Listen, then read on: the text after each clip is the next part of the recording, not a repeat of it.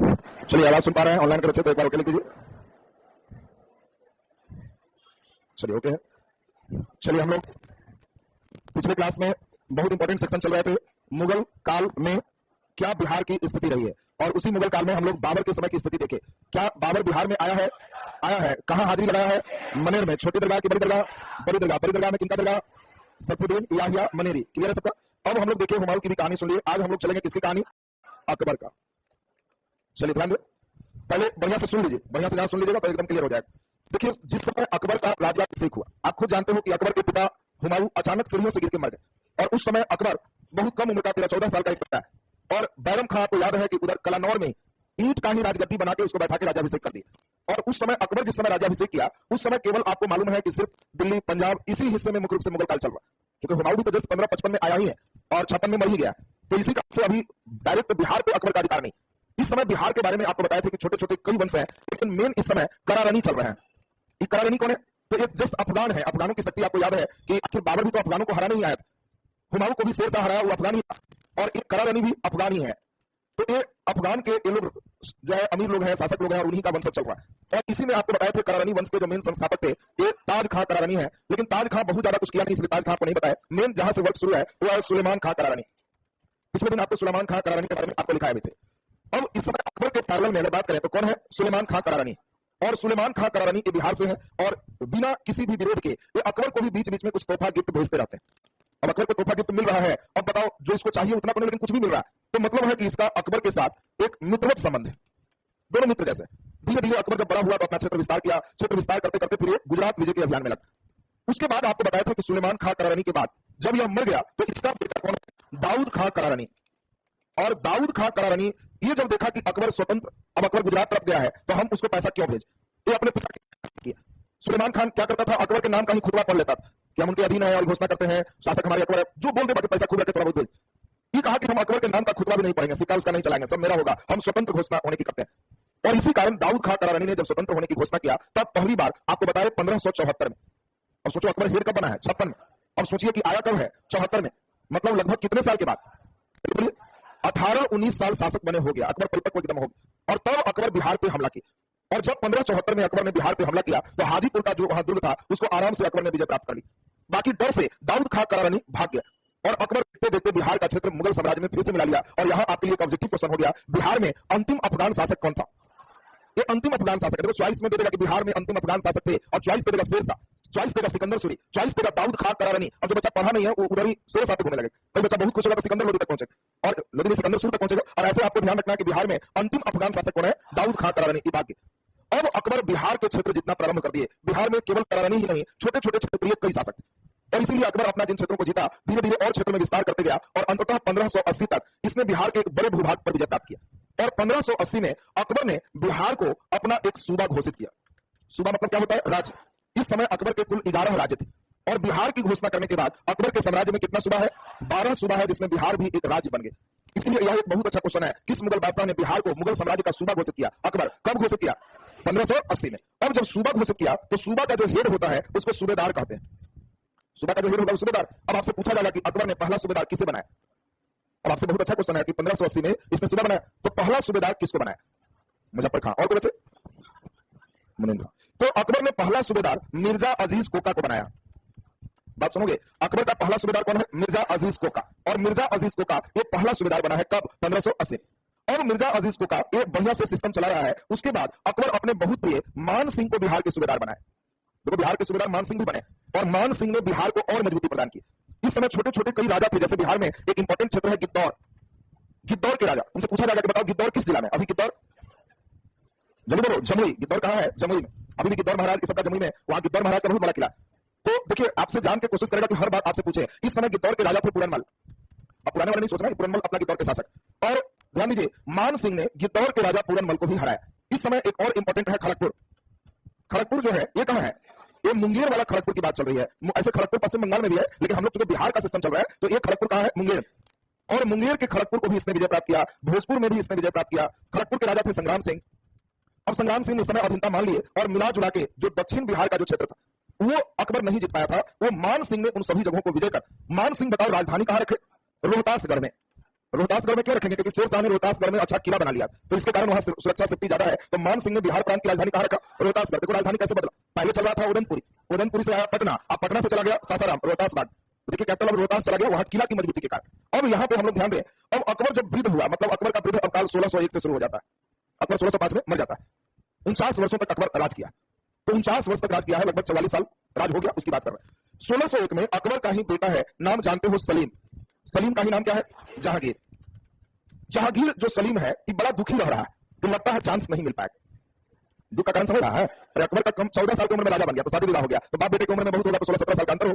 अब 16-17 साल की उम्र में अंतर है, और अकबर एकदम तंदुरुस्त है, एकदम सही है, और सलीम को ही खांसी ज्यादा उठ रही, तो सलीम चिंता में आएगा ना कि लगता है राजपाट नहीं चल पाएगा, अभी हम ही पहले मर जाएंगे, पिताजी जिंदा रहेंगे, ये भी तो डर।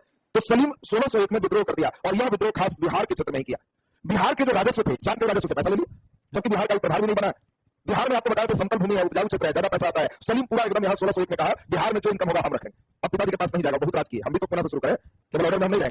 अकबर ने अपना सबसे प्रिय व्यक्ति अबुल फजल, नाम आप लोग सभी जानते होंगे, अकबरनामा लिखने वाला व्यक्ति है अबुल फजल, अकबर के सबसे प्रिय, यही अबुल फजल को 1602 में भेजा कि जाओ सलीम को समझा के। और अबुल फजल जब बिहार आ रहे थे तो सलीम कहा कि मेन पिताजी को यही आदमी गवाए हुए, यही साथ रहता है, उनके बारे में किताब लिखता है, हमारे खिलाफ बोलता होगा और हम ही को समझाने आ रहा है, फॉरवर्ड करते। और इसीलिए सलीम ने अकबर के सबसे प्रिय, ये 1603 की बात चल रही है, अबुल फजल जब यहाँ आता है तो अब ये सलीम क्या किया, अपना अपना हर कोई ग्रुप रखता है, तो एक ग्रुप रखा वीर सिंह बुंदेला का, और वीर सिंह बुंदेला को कहा कि वो काम करना है, हमको समझाने आ रहा है, पिता के बहुत खास आदमी, और यही मेरे बारे में कान भी बात रहता है, अगर इसको पार लगा दोगे तो समझो कि अब हमारे खिलाफ कुछ नहीं बोले। वीर सिंह बुंदेला कहा कौन बड़ी बात है, कर देंगे, अरे भी दिख रहा है कि अगला राजा यही बनेगा, तो हमको भी नाम मिलते रहे। और इसीलिए वीर सिंह बुंदेला ने अबुल फजल जब आया समझाने तो इनको पार लगा दिया, इसकी हत्या कर दी, और इसी हत्या के कारण अब अकबर और चिंता में आ गया। अब अकबर को लग रहा है कि तो मेरा प्रिय व्यक्ति को ही मार दिया। अब यहां अकबर कह रहा है कि बिहार में अब कमांड तो हम अपना करेंगे ही। 1604-5 में अब दिल्ली में एक दरबार लगाया, और दिल्ली दरबार में इसने बुलाया सलीम को भी, क्या उधर राजपाट तुम्हें को मिलेगा, सलीम वहां जा रहा, और बिहार में अब हम जिसको हेड बना रहे हैं उसी को सूबेदार रहने देगा, उसको छेड़छाड़ मत कर। और अकबर ने एक ऐसे व्यक्ति को हेड बनाया जिसकी सलीम से बहुत पटरी नहीं थी, उस व्यक्ति का नाम था आसफ खां, और आसफ खां अकबर द्वारा नियुक्त अंतिम सूबेदार था। ये भी आपसे पूछा जाएगा, पहला और अंतिम दोनों पूछे। अकबर ने बिहार में अंतिम सूबेदार किसको नियुक्त किया? आसफ खां। और बाकी नियुक्त करने की देर थी, सलीम अपना विद्रोह जारी ही रखा, और यही सब चिंता फिक्र में 1605 में जो आदमी अभी और जीता वो रन आउट हो गया, मतलब अकबर की मृत्यु हो गई। अब जहां चिंता फिक्र बहुत ज्यादा है तो व्यक्ति नेचुरल जी नहीं पाए, और इसीलिए अकबर की मृत्यु हो गई। आपको बताया कि अकबर हेड कब बना? 1556 में। 49 साल राज किया, इसमें 49 जोड़ोगे तो 1605 आए। जिस समय राजा बना 14 साल का ही अकबर मान लो है, तो आप बताओ जोड़ोगे तो अकबर के मरते समय उम्र कितना है? सिर्फ 63। ये कोई राजा के मरने की उम्र है? बताओ, जिस व्यक्ति के पास पूरा राजपाट, उस व्यक्ति को भी टेंशन नहीं रहता तो कम से कम 20 साल और जीता, और उतना दिन में सलीम में पार लग जाता। तो सलीम तो टेंशन देके मात्र 63 में ही अकबर को पार लगा दिया। तो खैर, अब आपके लिए क्वेश्चन हो गया कि अकबर ने बिहार में अंतिम सूबेदार किसको नियुक्त किया? आसफ खां को। अकबर के किस बेटे ने विद्रोह अंतिम समय में किया? सलीम ने। बेटा का नाम क्या है? सलीम। सलीम का ही मेन नाम क्या हो गया? जहांगीर। राजा बनेगा तो फिर जहांगीर हो गया। अब आपसे पूछा जाए बिहार में अंतिम अफगान शासक कौन थे? दाऊद खां करारानी, ये अंतिम अफगान शासक। बोलो क्लियर? अकबर बिहार कब आया? 80 में। 1574-75 में अकबर बिहार का आगमन। बोलो क्लियर है सबका? चलिए जल्दी से अकबर के बारे में हम लोग नोट करेंगे, लिख दीजिए नीचे हेडिंग अकबर। अकबर नीचे डैश तक लिख दीजिए, अकबर में नीचे डैश तक लिखे 1556 में 1556 में जब अकबर का राज्याभिषेक हुआ, जब अकबर का राज्याभिषेक हुआ तो उसका साम्राज्य दिल्ली पंजाब आदि क्षेत्रों तक ही विस्तृत था। उसका साम्राज्य दिल्ली पंजाब आदि क्षेत्रों तक ही विस्तृत था, बिहार पर प्रत्यक्ष नियंत्रण नहीं था। बिहार पर प्रत्यक्ष नियंत्रण नहीं था। नीचे डैश तक लिखिए, अकबर के राज्याभिषेक के समय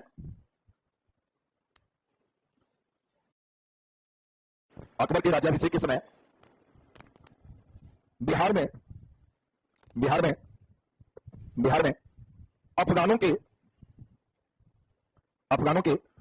करारनी वंश का शासन था। अफगानों के करारनी वंश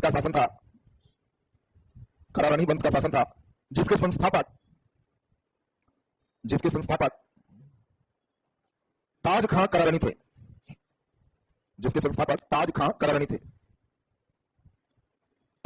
कभी भी पूछेगा कि बताओ करारनी वंश के संस्थापक कौन है? ताज खां। करारनी मुख्यतः अफगान है, एक दिमाग में रखना। नीचे डैश तक लिख दीजिए, अकबर के समय अकबर के समय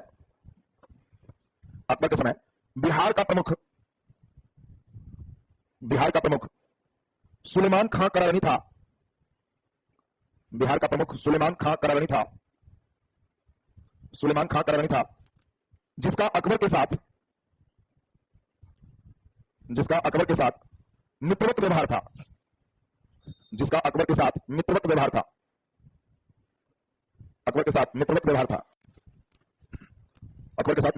नीचे डैश लिख लीजिए। सुलेमान खां करारनी की मृत्यु के बाद सुलेमान खां करारनी की मृत्यु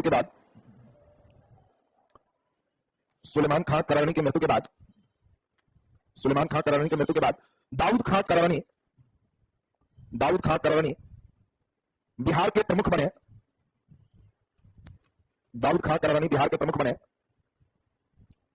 और इसने अकबर के साथ मित्रवत व्यवहार नहीं किया।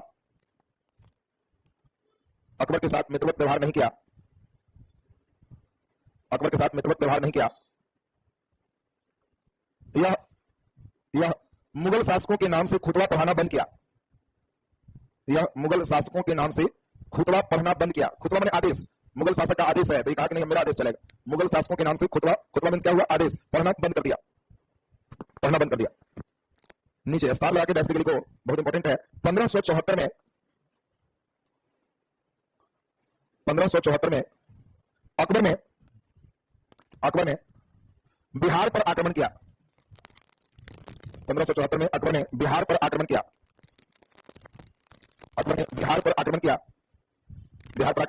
जिसमें दाऊद खां करारनी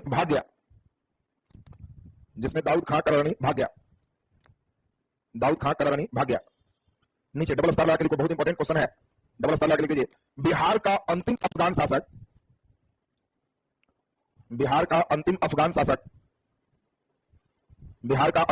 शासक बोलो कौन? दाऊद खां करारनी था। अंतिम अफगान शासक दाऊद खां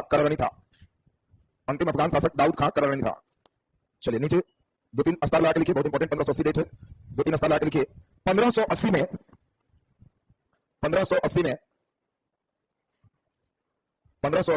अकबर ने बिहार को मुगल साम्राज्य का सूबा घोषित किया।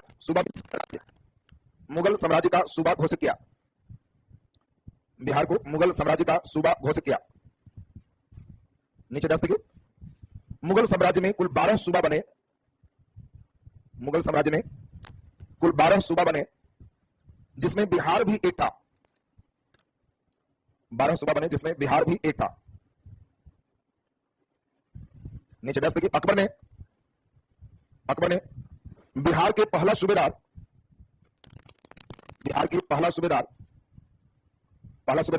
मिर्जा अजीज कोका को नियुक्त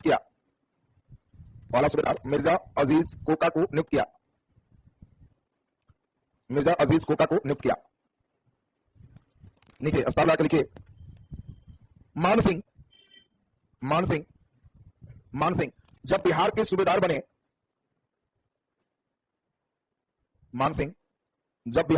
बने तो उन्होंने बिहार की राजधानी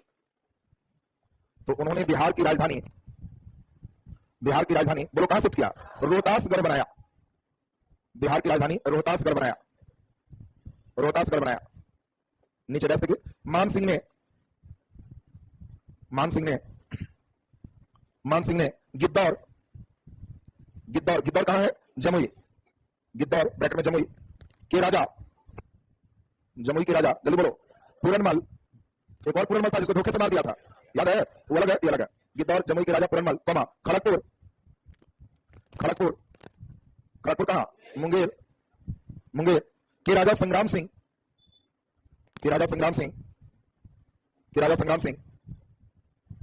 को हराया। नीचे डैश लिख दीजिए। अकबर के अंतिम समय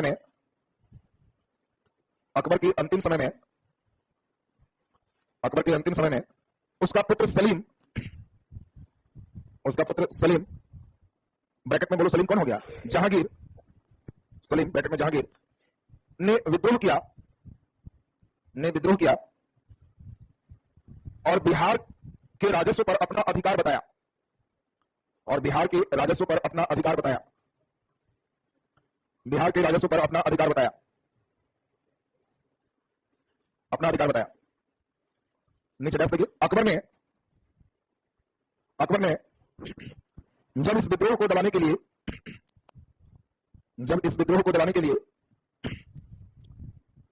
के लिए अबुल फजल को भेजा,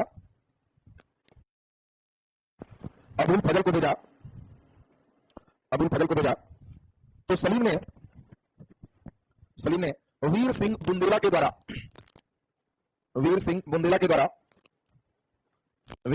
द्वारा अबुल फजल की हत्या करवा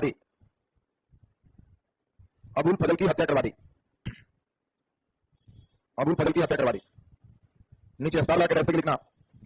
1604 में अकबर ने दिल्ली दरबार में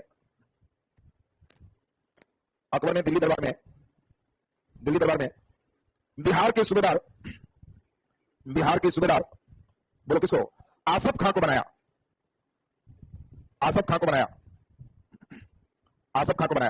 नीचे स्टार लाकर ऐसे लिख दीजिए। आसफ खां अकबर के द्वारा नियुक्त होने वाला बिहार का अंतिम सूबेदार था,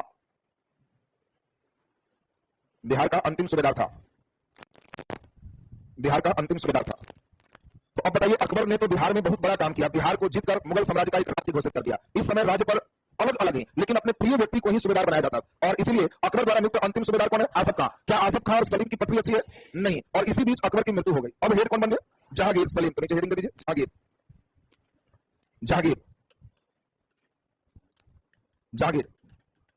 चलिए ध्यान दे, पहले सुनेंगे, खूब बढ़िया से सुनना, ध्यान दोगे तो एकदम क्लियर। अकबर जैसे ही मरा, जहांगीर दिल्ली के केंद्र पर अपना अधिकार किया। चूंकि जहांगीर बिहार के बारे में बढ़िया से जान रहा था, वहां से इनकम अच्छा आता है, बिहार के लिए विद्रोह किया, इसीलिए इसने पहला काम क्या किया, आसफ खां की छुट्टी किया कि आप आराम कीजिए। क्यों, आप हमारे पिता के द्वारा सेट किए हुए उनके आदमी थे, तो इसीलिए हमको वहां से इनकम उतना आएगा नहीं। इसलिए 1605 में ही जहांगीर ने आसफ खां को हटा के बाज बहादुर को बिहार का सूबेदार बनाया।